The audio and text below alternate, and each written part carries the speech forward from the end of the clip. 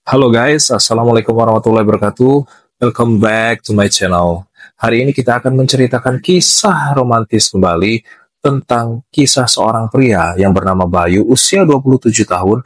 Demi membayar hutang keluarganya, ia menjadi TKI di luar negeri dan akhirnya dia terpaksa menikahi anak dari majikannya yang lumpuh.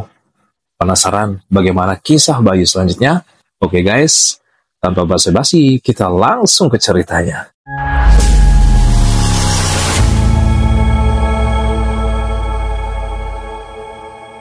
Namaku Bayu. Usia 27 tahun. Aku berasal dari sebuah desa kecil di Jawa Timur. Hidupku dulu sangat sederhana. Aku tumbuh di sebuah rumah kayu yang sudah tua. Dindingnya dari papan yang mulai berlubang di sana-sini. Ayahku sudah lama meninggal karena kecelakaan kerja saat aku masih duduk di bangku SMP. Sejak saat itu, aku menjadi satu-satunya tulang punggung keluarga. Ibu, seorang wanita yang sangat kuat meski tubuhnya lemah. Ia selalu berusaha tersenyum di depanku dan kedua adikku. Tapi aku tahu, di balik senyuman itu, banyak beban yang ia pikul. Ibu sering batuk-batuk, sesak napas, bahkan belakangan ini makin sering terbaring lemah. Dokter bilang, ibu menderita penyakit jantung yang butuh perawatan rutin. Sementara itu, adik perempuanku masih duduk di kelas 2 SMA. Adik bungsuku baru saja masuk SMP. Biaya sekolah, biaya hidup, dan pengobatan ibu, semuanya menjadi tanggunganku. Aku dulu bekerja serabutan di kampung. Kadang jadi kuli bangunan, kadang membantu di sawah. Apapun yang bisa menghasilkan uang, tapi lama-lama aku sadar, semua itu tidak cukup. Akhirnya, dengan restu ibu, aku memutuskan untuk menjadi TKI. Seorang teman lama yang sudah lebih dulu kerja di luar negeri, membantuku mengurus segala persyaratan. Aku diterima sebagai sopir pribadi di sebuah keluarga kaya raya, di sebuah negara Asia Timur. Keluarga itu adalah keluarga Jong. Tuan Jong adalah seorang pengusaha sukses, yang memiliki perusahaan properti besar. Orangnya keras, tegas, dan sangat dihormati. Sementara istrinya sudah lama meninggal dunia. Mereka hanya memiliki seorang putri bernama Meilin. Aku sudah bekerja di keluarga ini selama 2 tahun. Gajinya cukup besar. Setidaknya bisa mengirimkan uang rutin ke kampung untuk biaya ibu dan adik-adikku. Aku merasa bersyukur, meskipun pekerjaanku cukup berat. Dan aku harus selalu siap kapanpun Tuan Jang memanggil. Setiap hari aku mengantar, jemput Tuan Jang ke kantor, mengurus kendaraan, hingga menemaninya ke pertemuan-pertemuan bisnis. Selama 2 tahun ini, aku hampir tidak pernah bertemu langsung dengan Nona Meilin. Aku hanya mendengar cerita dari para pelayan di rumah besar ini. Dulu, Nona Meilin dikenal sebagai gadis cantik, ceria, dan sangat berbakat di bidang seni. Ia piawai bermain piano, melukis, bahkan pandai berbicara di depan banyak orang. Namun, 2 tahun lalu, sebuah kecelakaan tragis mengubah hidupnya. Saat itu, mobil yang ditumpanginya bersama sang ibu mengalami kecelakaan hebat. Ibu Nia tewas di tempat, sementara Meilin selamat, tapi mengalami cedera tulang belakang parah, yang membuatnya lumpuh dari pinggang ke bawah. Sejak saat itu, Meilin menarik diri dari dunia luar. Ia jarang keluar kamar, enggan bertemu orang, bahkan menolak semua bantuan psikologis yang ditawarkan Tuan Jong. Malam itu, setelah mengantar Tuan Jong pulang dari pertemuan bisnis, aku merasa lelah sekali. Aku memarkir mobil seperti biasa di garasi. Baru saja hendak menuju kamar kecilku di pavilion belakang, tiba-tiba seorang pelayan memanggilku. "Bayu, Tuan Jang memanggilmu ke ruang kerja," katanya. Aku agak terkejut. Biasanya urusan pekerjaanku selesai setelah mengantar beliau pulang. Jarang sekali aku dipanggil ke ruang kerja malam-malam begini. Dengan sedikit gugup, aku mengetuk pintu ruang kerja yang besar itu. "Masuk," terdengar suara berat dari dalam. Aku masuk, dan di sana kulihat Tuan Jong duduk di balik meja besar dari kayu mahal. Wajahnya serius, tidak seperti biasanya. Di sampingnya, duduk seorang pria berkacamata. Tampaknya seorang pengacara, lengkap dengan berkas-berkas di tangannya. Aku berdiri tegak, mencoba menyembunyikan rasa gugupku. "Tuan, ada yang bisa saya bantu?" Tuan Jang menatapku dalam-dalam. Tatapan mata itu membuatku makin tidak tenang. "Bayu, katanya pelan namun tegas. Aku ingin kau menikahi anakku, Meilin. Aku nyaris menjatuhkan cangkir teh yang sedang kusiapkan untuk beliau. Tanganku bergetar hebat, jantungku berdebar kencang. Maaf tuan, saya menikahi Nona Meilin? Tanyaku terbata-bata. Hampir tak percaya dengan apa yang baru ku dengar. Tuan Jong menghela napas panjang, lalu dengan nada suara yang sedikit melunak, ia berkata, "Ya, kau tahu, dia lumpuh setelah kecelakaan 2 tahun lalu. Dia menolak semua calon suami, tapi aku ingin melihat dia bahagia. Setidaknya tidak merasa sendiri." Aku benar-benar bingung. Semua ini terasa seperti mimpi. Björk, aku hanyalah seorang sopir, orang kecil, bahkan bukan warga negara sini. Bagaimana mungkin aku dinikahkan dengan putri seorang taipan besar seperti Meilin? Aku menggeleng cepat.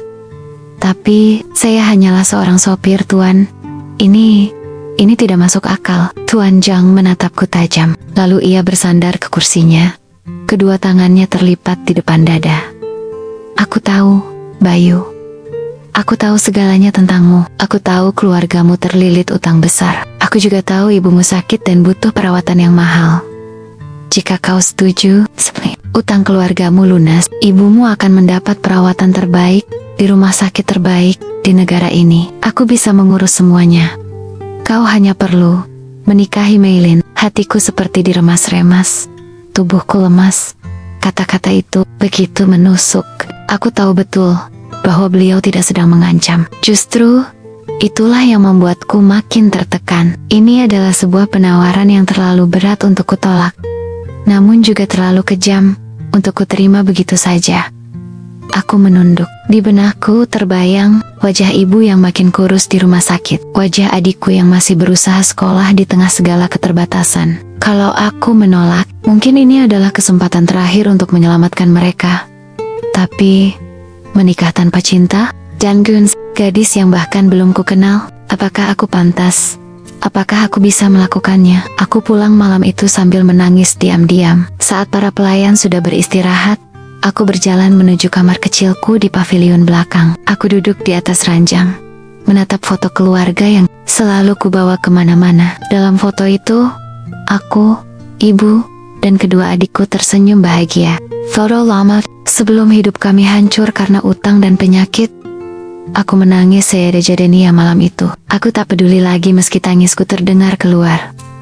Aku berdoa, memohon petunjuk. Tapi entah kenapa, malam itu langit begitu gelap. Seakan-akan Tuhan pun tak memberiku jawaban. Di antara tangisan, bayang wajah ibu di rumah sakit kembali memenuhi pikiranku. Suara dokter yang mengatakan bahwa ibu butuh operasi segera terus terngiang di telingaku. Akhirnya, dengan berat hati, aku mengambil keputusan. Keesokan paginya, aku kembali menghadap Tuan Jong di ruang kerja. Tuan Jong menatapku penuh harap. "Bagaimana, Bayu?" Aku menarik napas panjang. Suara di tenggorokanku nyaris tercekat. Saya setuju, Tuan," jawabku lirih. "Saya akan menikahi Nona Meilin." Untuk pertama kalinya, kulihat ekspresi lega di wajah keras itu. Beliau tersenyum tipis, lalu memberi isyarat kepada pengacara di sampingnya. "Kita akan segera mengurus semua persiapannya. Ini bukan pernikahan besar. Aku tidak ingin membuat Meilin semakin tertekan. Hanya keluarga inti yang tahu. Kau tidak perlu khawatir. Semua kebutuhanmu dan keluargamu akan kutanggung."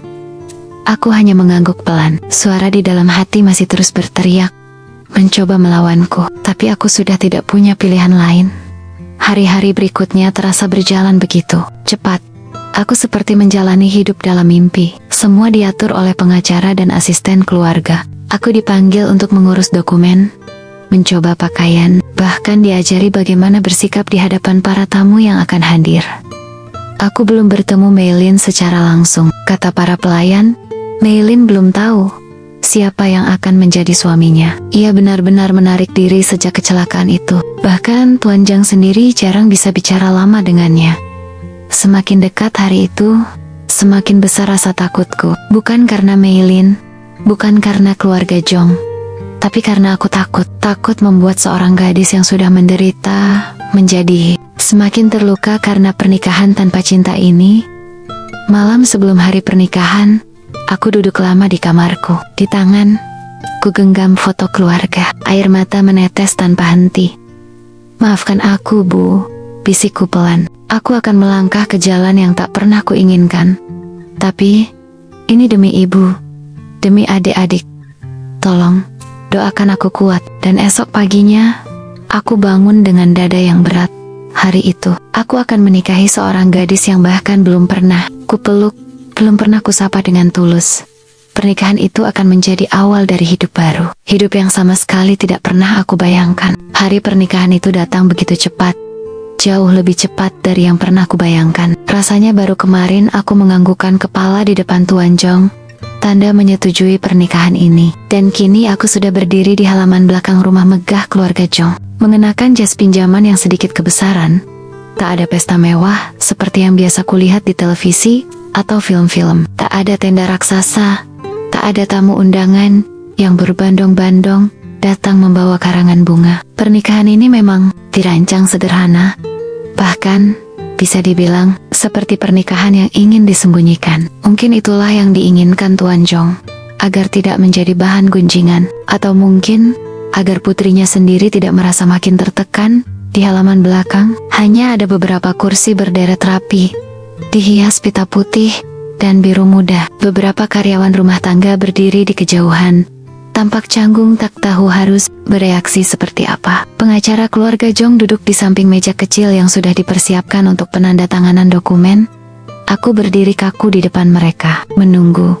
Jantungku berdetak begitu kencang, seakan hendak meloncat keluar dari dada. Tanganku dingin, keringat dingin mengucur di pelipisku, meski udara pagi itu cukup sejuk. Lalu, pelan-pelan, seorang pelayan mendorong kursi roda menuju tengah halaman. Di sanalah dia, Maylin.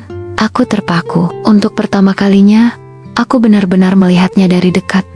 Dia cantik, sangat cantik. Wajahnya lembut, kulitnya pucat, nyaris transparan, seperti porselen. Rambut hitam panjangnya tergerai rapi di bahunya. Namun, di balik kecantikan itu, ada sesuatu di matanya. Sesuatu yang dingin, kosong, seperti tembok tinggi yang sulit kutembus. Pandangannya lurus ke depan, datar, tanpa ekspresi. Kursi rodanya berhenti tepat di depanku. Kami saling bertatapan sejenak. Aku ingin bicara, ingin menyapa, ingin mengatakan sesuatu yang bisa membuat suasana lebih ringan. Namun mulutku terkunci. Kata-kata seolah menguap begitu saja. Upacara dimulai. Hanya beberapa kata sederhana dari pengacara, diselingi anggukan. Tuan Jong yang berdiri tak jauh dari kami. Tidak ada pertukaran janji suci, tidak ada ciuman di hadapan tamu. Yang ada hanyalah sepasang orang asing yang dipaksa mengikat janji atas nama pernikahan. Tanganku gemetar saat mengambil cincin kecil di atas bantal beludu. Dengan jari-jari yang kaku, aku mencoba menyelipkannya ke jari manis Maylin. Cep, dingin, kaku, namun tak bergetar. Hanya matanya yang menatapku tajam, penuh ketegaran yang dipaksakan. Saat itu, suara pelannya terdengar, hampir seperti bisikan, namun jelas menusuk ke dalam hatiku. "Kau tidak perlu pura-pura mencintaiku. Aku tahu kenapa kau di sini." Aku tercekat. Kata-kata itu seperti tamparan keras di wajahku. Aku hanya bisa menunduk, tak sanggup membalas. Apa yang bisa kukatakan? Dia benar. Aku di sini bukan karena cinta. Aku di sini karena keadaan memaksaku. Acara itu selesai dalam waktu kurang dari 1 jam. Para pelayan bergegas membereskan kursi dan peralatan lainnya. Tuan Jong menepuk bahuku singkat, kemudian masuk ke dalam rumah. Tanpa banyak bicara, aku berdiri terpaku di halaman yang perlahan sepi. Sementara Maylin dibawa kembali ke kamarnya oleh pelayan wanita setia yang biasa merawatnya. Aku punggungnya yang perlahan menjauh, merasa dada ini sesak. Hari itu adalah hari pertama aku resmi menjadi suaminya. Tapi, kenapa rasanya seperti hari terberat dalam hidupku? Hari-hari pertama setelah pernikahan berjalan bagai mimpi buruk yang berkepanjangan. Bukan karena aku tidak ingin mencoba, bukan karena aku membenci Maylin, justru sebaliknya. Aku ingin membuat hidupnya sedikit lebih ringan. Namun, dinding yang ia bangun di antara kami begitu tinggi, nyaris mustahil untuk kulewati. Setiap hari, aku tetap menjalankan tugas sebagai sopir Tuan Jong. Namun setelah pulang, aku pindah ke kamar kecil di dekat kamar Meilin. Itu perintah Tuan Jong, katanya, agar aku bisa lebih mudah membantu jika Meilin membutuhkan sesuatu. Tapi kenyataannya, Meilin tidak pernah memanggilku. Ia tetap berada di dalam kamarnya yang luas, ditemani pelayan pribadinya. Pintu itu jarang sekali terbuka. Bahkan saat makan malam keluarga, ia memilih makan di dalam kamar. Aku tidur di sofa kecil di ruang tamu. Kamar kami yang dipisahkan oleh sekat kayu. Aku tak berani masuk ke dalam kamar pribadinya, kecuali dipanggil. Dan, ya, selama beberapa hari pertama, panggilan itu tak pernah datang. Suasana rumah menjadi dingin. Para pelayan pun tampak canggung padaku. Beberapa dari mereka bahkan memandangku dengan tatapan aneh, seolah aku adalah pengganggu yang tidak diinginkan. Mungkin mereka berpikir aku hanya seorang lelaki miskin yang memanfaatkan keadaan. Namun aku tidak peduli dengan pandangan mereka. Yang membuat hatiku remuk adalah setiap malam aku mendengar isak tangis pelan dari balik pintu kamar Meilin. Awalnya aku pikir hanya hayalanku saja, tapi malam demi malam suara itu terus terdengar. Isak tangis yang tertahan terkadang berubah menjadi sesenggukan yang memilukan. Hatiku perih, sangat perih. Ingin rasanya aku mengetuk pintu, masuk, dan mengatakan bahwa aku ada di sini, bahwa aku bisa mendengarkan jika ia ingin bercerita. Namun aku siapa? Aku bahkan tidak pernah diberi kesempatan untuk benar-benar berbicara dengannya. Aku hanya pria asing yang tiba-tiba menjadi suaminya karena sebuah perjanjian. Setiap malam aku hanya bisa duduk di sofa, menatap lenggit-lenggit, mendengarkan tangis itu, sambil menggenggam foto keluargaku erat-erat. Berkali-kali aku bertanya pada diriku sendiri, apakah aku telah membuat keputusan yang benar? Apakah semua ini layak dibayar dengan penderitaan seorang wanita yang bahkan tak pernah memilihku? Pagi hari, saat aku berpapasan dengannya di lorong, Meilin hanya menunduk atau memalingkan wajah. Tak ada kata sapaan, tak ada senyum, bahkan pelayannya pun tampak berusaha menjaga jarak denganku. Aku mencoba berbagai cara untuk mencairkan suasana. Suatu hari, aku membeli bunga kesukaan yang kudengar dulu sering disukai Meilin, bunga lili putih. Aku mengetuk pintu kamarnya, mencoba memberanikan diri.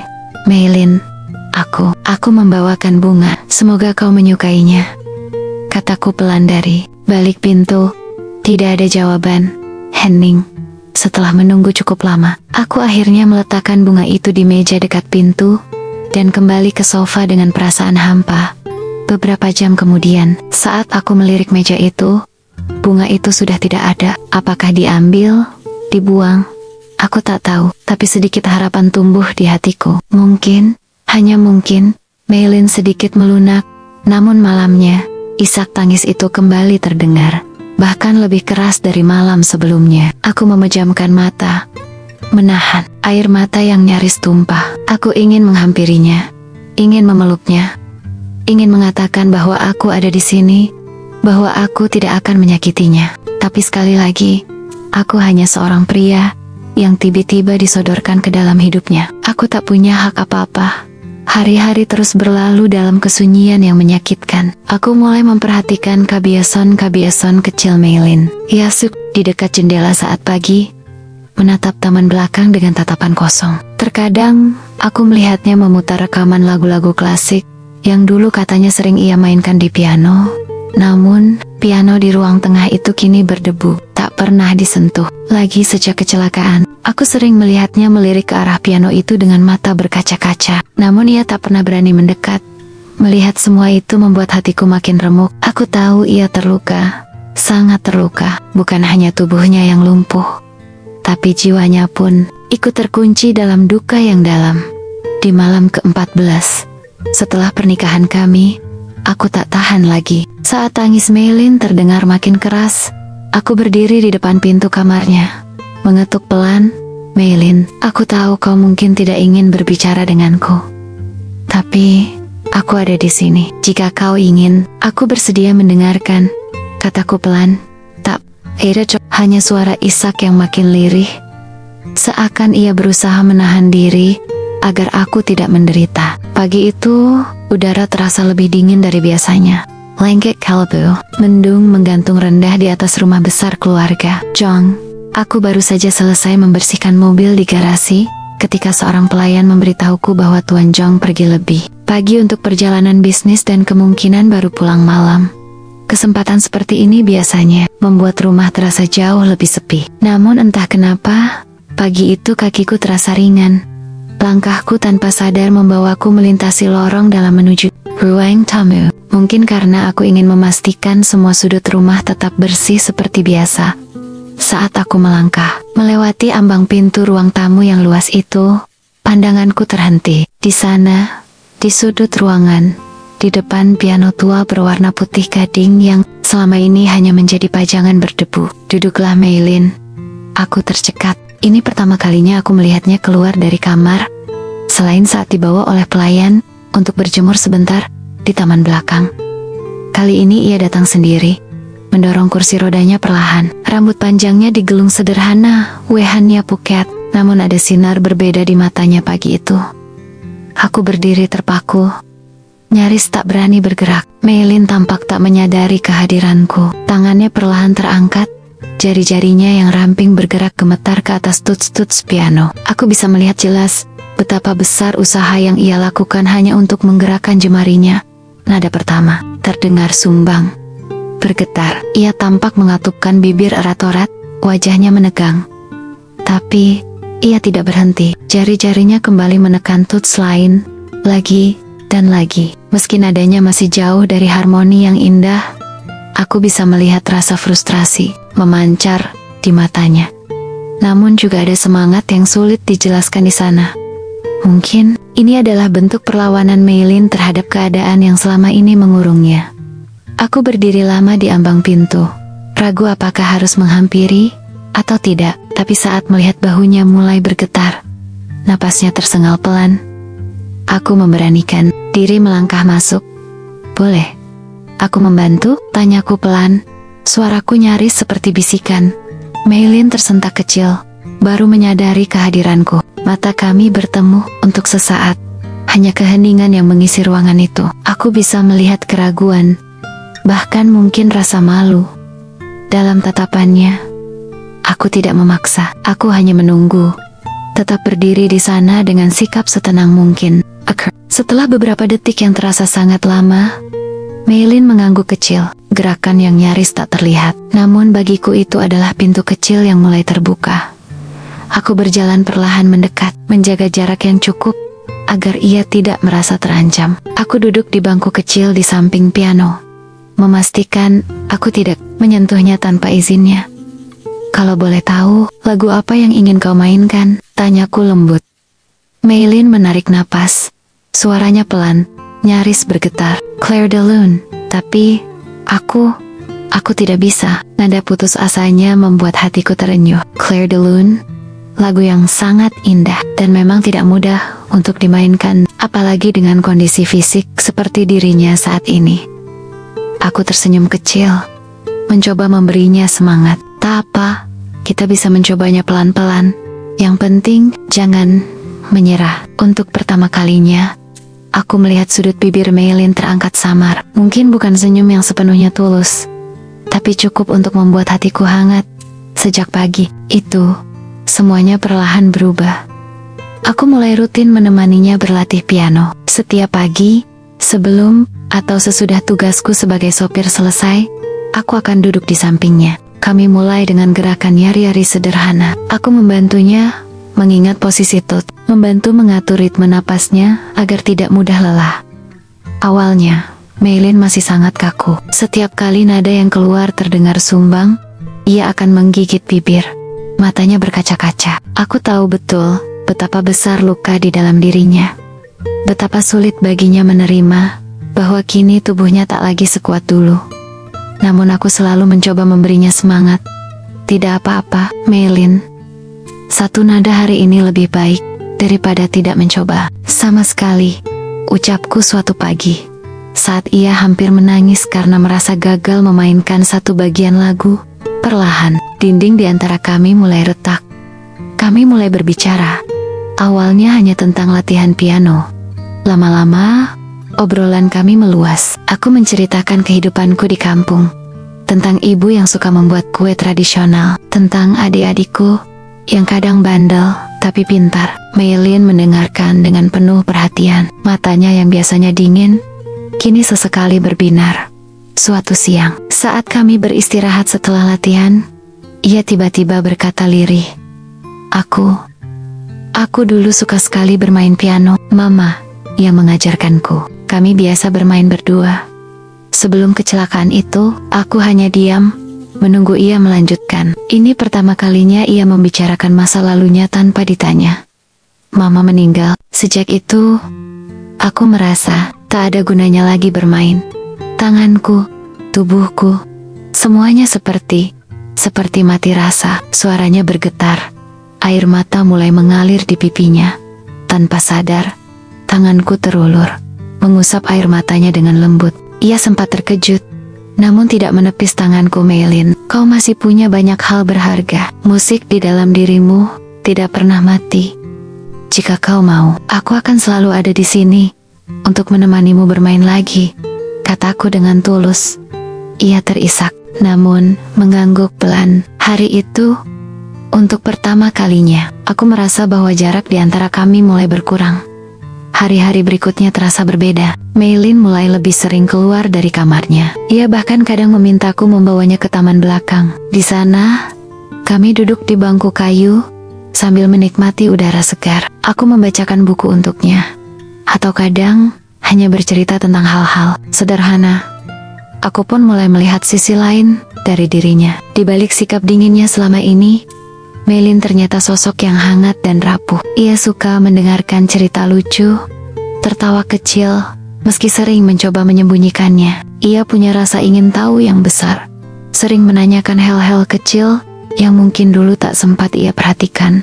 Aku pun mulai melihatnya bukan lagi sebagai anak majikan yang lumpuh. Perlahan, tanpa kusadari, benih perasaan lain mulai tumbuh. Di hatiku suatu sore, saat kami sedang berlatih piano, Meilin tiba-tiba menatapku lama.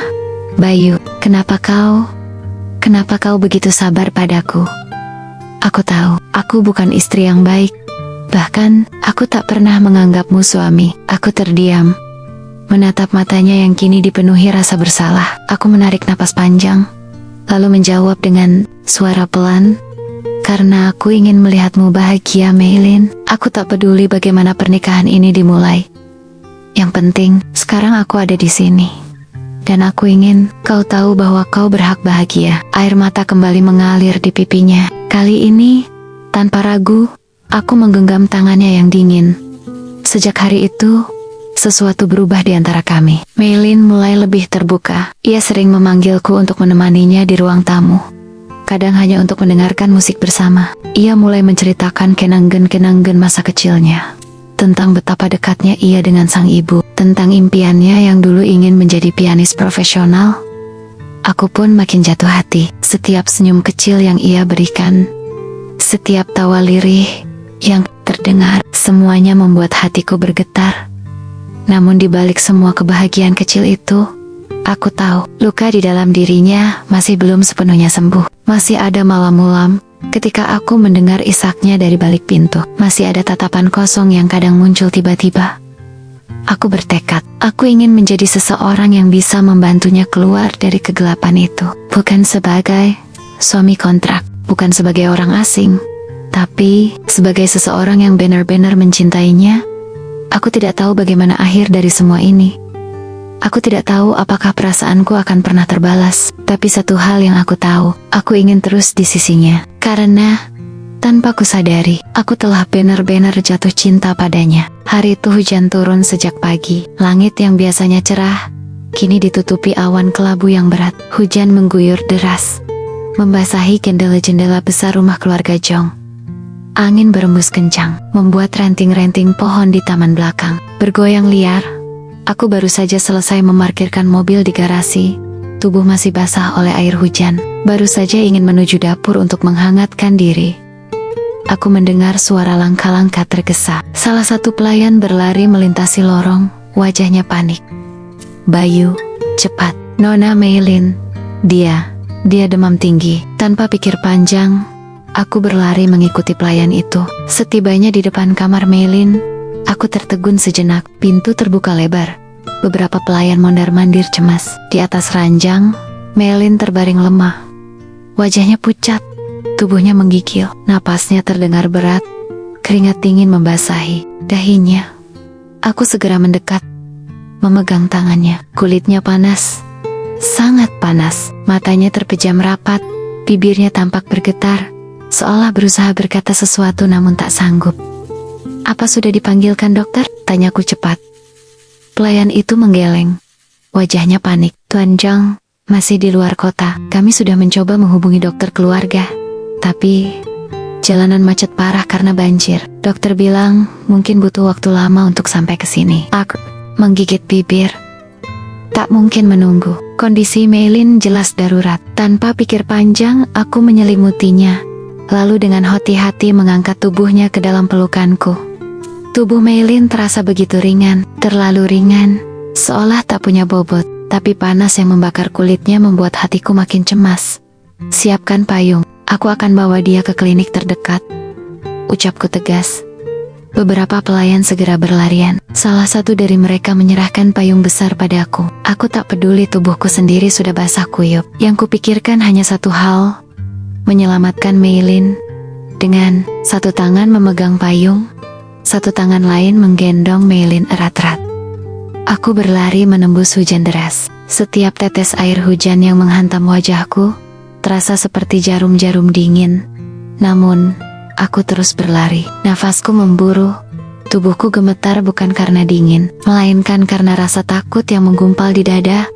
Di pelukanku, Meilin merintih. Pelan, tubuhnya makin panas. Aku makin panik.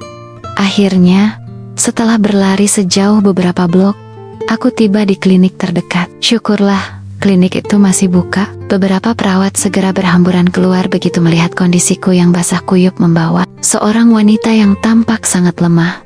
Tanpa banyak tanya, mereka segera membawa Meilin ke ruang perawatan. Aku berdiri di depan pintu, napas terengah-engah. Pakaian basah melekat di tubuh, jantungku berdebar kencang. Rasa cemas menyesakkan dada. Setelah beberapa saat yang terasa seperti seabad, seorang perawat keluar. Kondisinya cukup serius, suhu tubuhnya sangat tinggi. Kami sudah memberikan penurun panas dan infus. Sekarang yang paling penting adalah dia harus terus diawasi. "Apakah Anda keluarga?" Aku ragu sejenak. Lalu, dengan suara pelan namun tegas, aku menjawab, "Aku suaminya." Perawat itu tersenyum lembut.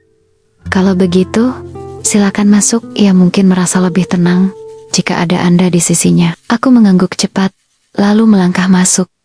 Di dalam, Meilin terbaring dengan wajah yang sangat pucat. Selang infusmen di tangannya, beberapa peralatan medis dipasang di sekitarnya. Aku duduk di samping ranjangnya, meraih tangan kirinya yang bebas. Tangannya masih panas, namun kini terasa sedikit lebih tenang. Aku menggenggam tangannya erat, jari-jariku mengusap punggung tangannya dengan lembut. "Meilin, aku di sini," bisikku pelan. Ia tampak gelisah dalam tidurnya. Bibirnya bergerak-gerak lirih, seolah sedang berbicara dalam mimpi. Aku mendekatkan telinga, mencoba mendengar kata-kata yang terucap. Jangan tinggalkan aku takut sendiri." Kalimat itu keluar begitu pelan, namun bagaikan petir yang menyambar hatiku. Air mataku jatuh, tanpa bisa ku tahan. Hatiku hancur mendengar bisikan lemah itu. Aku meraih wajahnya, mengusap lembut pipinya yang basah oleh keringat. "Aku tidak akan pergi, Meilin. Aku di sini. Aku akan selalu di sini." Malam itu, aku duduk di sampingnya sepanjang malam. Aku tidak bergeming, meski tubuhku sendiri mulai menggigil karena pakaian yang basah belum sempat kuganti. Namun aku tak peduli. Yang kupikirkan hanya Meilin. Setiap kali ia bergerak gelisah, aku akan menggenggam tangannya lebih erat, membisikkan kota-kota yang menenangkan. Di sela-sela rasa lelah dan kantuk yang mulai menyerang, aku merenung. Dalam benakku, kilas balik semua yang kami lalui bersama melintas begitu jelas. Saat pertama kali aku melihatnya di kursi roda, dengan tatapan dingin. Saat-saat kami berlatih piano bersama, senyum samar yang mulai sering ia berikan, tawa lirih yang kadang terdengar saat aku menceritakan hal-hal lucu. Dan sekarang, melihatnya terbaring lemah seperti ini, hatiku terasa dairmais rimas. Aku mencintainya. Kesadaran itu datang begitu kuat malam itu. Aku tidak lagi bisa mengingkarinya. Perasaan ini bukan lagi sekadar rasa kasihan, bukan sekadar tanggung jawab, karena status suami yang disematkan padaku ini. Cinta yang tulus, yang tumbuh perlahan tanpa kusadari. Aku mencintai Meilin. Aku ingin melindunginya. Aku ingin melihatnya tersenyum lagi. Ingin menjadi sandaran saat ia merasa rapuh. Ingin menjadi seseorang yang berarti baginya. Malam terus berlalu. Di luar, hujan masih deras. Sesekali petir menyambar langit. Namun aku tetap di sana, tidak bergeming. Aku terus menggenggam tangan Meilin, membisikkan kata-kata lembut, berharap ia mendengarnya, meski dalam tidur. Menjelang pagi, suhu tubuhnya mulai turun. Wajahnya tampak sedikit lebih tenang. Aku menghela napas lega. Rasa syukur membanjiri hatiku saat matahari mulai mengintip di balik awan kelabu. Meilin perlahan membuka matanya. Tatapannya masih lemah, namun ia segera melihatku yang duduk di samping ranjang. "Bayu," suaranya serak, nyaris tak terdengar. Aku tersenyum, menahan air mata yang kembali menggenang. "Ya, Meilin, aku di sini." Ia menatapku lama, lalu bibirnya bergetar. Kau tidak pergi?" Aku menggeleng, menggenggam tangannya lebih erat. "Tidak, aku tidak akan pergi.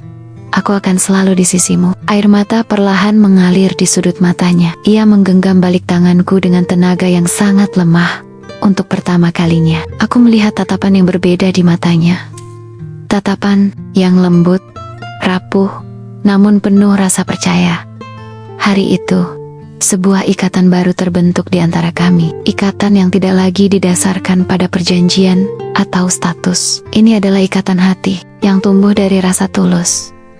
Sejak hari itu, hubunganku dengan Meilin berubah. Ia menjadi lebih terbuka, lebih hangat. Ia sering memanggilku untuk menemaninya, bahkan saat aku sibuk dengan pekerjaan lain. Setiap pagi, saat aku hendak keluar rumah, ia akan tersenyum kecil dan berkata, "Hati-hati, ya." Dan saat aku pulang, ia akan menungguku di ruang tamu. Matanya berbinar begitu melihatku datang. Aku pun semakin yakin, aku mencintainya, dan aku akan melakukan apapun untuk membuatnya bahagia. Namun, aku juga tahu, jalan kami masih panjang. Luka di hati Meilin belum sepenuhnya sembuh. Banyak hal yang harus kami hadapi bersama. Tapi kini aku tidak takut lagi. Karena aku tahu, aku tidak sendirian dalam perasaan ini. Dan aku akan terus berada di sisinya. Sampai kapanpun. Hari itu, langit tampak cerah. Setelah beberapa hari diguyur hujan, sinar matahari pagi masuk lembut lewat jendela-jendela besar rumah keluarga Jong. Udara terasa hangat, segar, seperti memberi harapan baru. Sudah seminggu sejak malam hujan deras itu, sejak aku menggendong Meilin ke klinik, sejak aku duduk semalaman di sisinya, sejak aku mendengar dengan jelas bisikan lirihnya yang membuat hatiku runtuh. Permintaan sederhana, jangan tinggalkan dia. Sejak saat itu, hubungan kami berubah. Tidak ada lagi tatapan dingin atau sikap saling menjaga jarak. Tidak ada lagi dinding tinggi yang memisahkan. Meilin menjadi jauh lebih terbuka. Ia mulai sering memintaku duduk bersamanya di ruang tamu. Kadang hanya untuk sekadar mendengarkan musik atau membaca buku. Ada momen-momen kecil di antara kami yang dulu terasa mustahil. Namun, di balik semua itu, ada satu hal yang terus mengganjal. Di hatiku, aku belum pernah mengatakan secara langsung apa yang kurasakan. Aku belum pernah mengatakan bahwa aku sungguh mencintainya. Bahwa rasa itu sudah tumbuh jauh, melebihi alasan awal aku berada di sini. Dan aku tahu, aku harus mengatakannya. Hari itu aku berdiri di depan pintu kamarnya. Napasku terasa berat. Jantungku berdegup cepat. Di tanganku, ku tenteng nampan kecil berisi teh hangat dan kue kesukaannya. Aku menarik napas dalam-dalam, mencoba menenangkan diri, lalu mengetuk pelan. Masuk. Suara lembutnya terdengar dari dalam. Aku membuka pintu perlahan. Meilin sedang duduk di kursi rodanya di dekat jendela. Ditemani sinar matahari pagi, rambut panjangnya dibiarkan tergerai. Wajahnya tampak jauh lebih sehat. Ia mengenakan gaun sederhana berwarna pastel. Tampak cantik, begitu cantik. Membuatku semakin gugup. Aku tersenyum. Mencoba bersikap santai. Aku bawakan teh dan kue. Kupikir kau mungkin suka. Ia tersenyum tipis. Terima kasih Bayu. Letakkan saja di meja. Aku menurut. Meletakkan nampan di meja kecil di sampingnya. Tapi hatiku terus berdebar. Ini saatnya. Aku tidak boleh mundur lagi. Kutatap wajahnya yang tenang. Meski di dalam mataku ada banyak kata yang ingin sekali kuucapkan Meilin. Aku memanggil namanya pelan. Ia menoleh. Tatapannya lembut. Ya, aku menarik napas panjang lagi. Aku ingin bicara. Ia mengganggak. Sedikit bingung. Bicara apa? Aku maju satu langkah. Lalu satu langkah lagi. Hingga aku berdiri tepat di depannya. Lututku terasa lemas. Tapi aku memaksakan diri untuk tetap berdiri tegak. Meilin, aku tahu. Awalnya aku di sini karena terpaksa. Kau tahu itu. Aku pun tahu. Tidak ada yang berpura-pura soal itu. Suaraku bergetar. Namun aku terus melanjutkan. Tapi sekarang, semuanya sudah berubah. Ia mengerutkan kening. Seolah mencoba memahami arah pembicaraanku. Tatapan matanya makin dalam. Aku melanjutkan dengan suara yang kini makin pelan, namun tegas. Sekarang, aku ingin tetap di sini, bukan karena terpaksa, bukan karena perjanjian, tapi karena aku mencintaimu, Meilin. Ruangan seketika sunyi, seolah udara pun berhenti bergerak. Aku bisa mendengar detak jantungku sendiri yang berdentam di telinga. Meilin menatapku dengan mata yang perlahan berkaca-kaca. Bibirnya terbuka, namun tak ada kata yang keluar. Kau tidak mengasihaniku, bisiknya akhirnya. Suaranya pelan, nyaris seperti ketakutan. Aku menggeleng cepat, air mata mulai menggenang di pelupuk mataku sendiri. Aku berlutut di hadapannya, menatap matanya lekat-lekat. Tidak Meilin, aku tidak mengasihanimu. Aku mencintaimu. Aku mencintai seluruh dirimu, dengan atau tanpa kursi roda, dengan segala luka dan kesedihan yang pernah kau rasakan. Aku ingin bersamamu. Aku ingin membuatmu bahagia. Tangisnya pecah seketika. Ia menutup wajah dengan kedua tangannya. Tubuhnya terguncang hebat. Aku merasa ingin memeluknya. Tapi aku menahan diri, menunggu hingga ia yang membuka hati. Beberapa detik kemudian, ia menurunkan tangannya. Air mata masih membasahi pipinya. Dengan suara parau, ia berkata, Bayu, aku takut, aku sangat takut. Kau akan pergi suatu hari nanti, seperti orang lain yang selalu meninggalkanku. Aku meraih tangannya, menggenggamnya erat.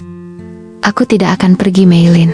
Cerak, jika kau izinkan, aku ingin menghabiskan sisa hidupku bersamamu. Dalam suka dan duka, dalam sakit dan sehat. Ia menangis makin keras lalu perlahan. Dengan tangan gemetar, ia menarik tubuhku mendekat. Dan untuk pertama kalinya sejak pernikahan, kami berpelukan.